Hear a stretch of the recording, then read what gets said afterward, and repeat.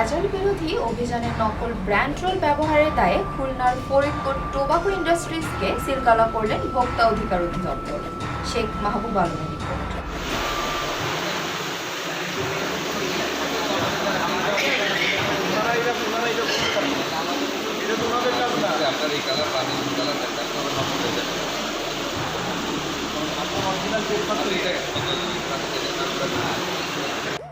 শনিবার বেলা 11টায় গোপন সংবাদের ভিত্তিতে ফরিদপুর টোবাকো ইন্ডাস্ট্রিজে অভিযান পরিচালনা করেন ফরিদপুর ভোক্তা অধিকার অধিদপ্তরের উপপরিচালক সোহেল শেখ। অভিযানকালে 20,000 নকল ব্র্যান্ড রোল জব্দসহ কোম্পানিটি অনির্দিষ্টকালের জন্য সিলগালা করা হয়।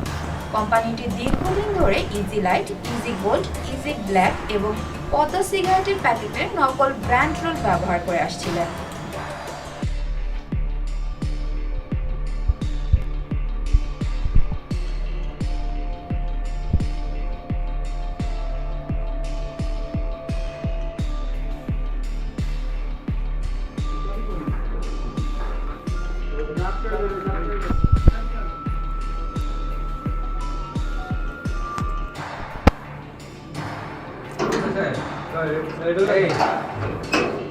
আমাদের তালা আছে না, আমাদের তালা দিয়ে তালা বুঝলেন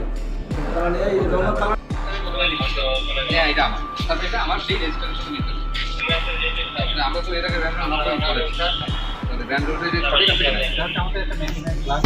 ক্লাসের মাধ্যমে যাচাই করা যায়। আর তাছাড়া দেখা যাচ্ছে আমরা